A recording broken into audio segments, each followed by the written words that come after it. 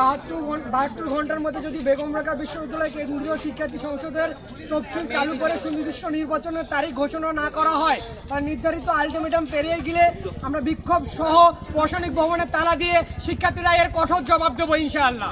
কিন্তু বড় পরিতাপের বিষয়, প্রতিষ্ঠার পর থেকে এই বিশ্ববিদ্যালয় শিক্ষার্থী সংসদের কল্যাণ তহবিল নামে শিক্ষার্থীদের থেকে প্রতি বছর বিপুল অর্থ গ্রহণ করা হয়েছে, যার ব্যয়ের কোনো সুস্পষ্ট তথ্য বিগত প্রশাসনের কাছে নেই। 24-এর ছাত্র জনতার গণ অভ্যুত্থানের পর ক্যাম্পাসে শিক্ষার্থী সংসদ প্রতিষ্ঠা আমাদের প্রাণের দাবি হয়ে উঠেছে।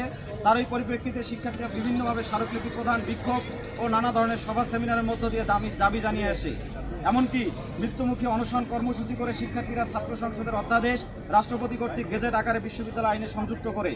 কিন্তু বড় দুঃখের বিষয়, কেন্দ্রীয় হল শিক্ষার্থী সংসদ বিশ্ববিদ্যালয় আইনে যুক্ত হলেও অদ্যাবধি নির্বাচন আয়োজনে প্রশাসন যথোপযুক্ত ভূমিকা রাখতে পারেনি, বরং নির্বাচন আয়োজনের নামে চতুরতা করে বিভিন্নভাবে নির্বাচনকে বানচাল করার উদ্দেশ্যে নির্বাচন কমিশন গঠনে কাল বিলম্ব, ক্ষণে ক্ষণে নির্বাচন কমিশনের পদত্যাগ, হঠাৎ তফসিল স্থগিতকরণ, ভোটার তালিকা সংশোধনের নামে টালবাহানা, নির্বাচনের তারিখ পেছানো, সর্বশেষ ডোপ টেস্ট ও মনোনয়ন ফর্ম সংগ্রহ করে প্রচারণায় অংশ নিয়ে পদপ্রত্যাশী শিক্ষার্থীরা কষ্ট অর্জিত অর্থ খরচ করে। কিন্তু হঠাৎ তফসিল স্থগিত করে বিশ্ববিদ্যালয় প্রশাসনের নীরব ভূমিকা স্পষ্টত শিক্ষার্থীদের সাথে প্রতারণার শামিল। এতে শিক্ষার্থীরা অত্যন্ত ক্ষুব্ধ। নিশ্চয়ই আমরা এর অধিকার আদায়ে বদ্ধপরিকর। দাবি আদায়ে শিক্ষার্থীরা কঠোর কর্মসূচিতে নামতে বাধ্য হবে।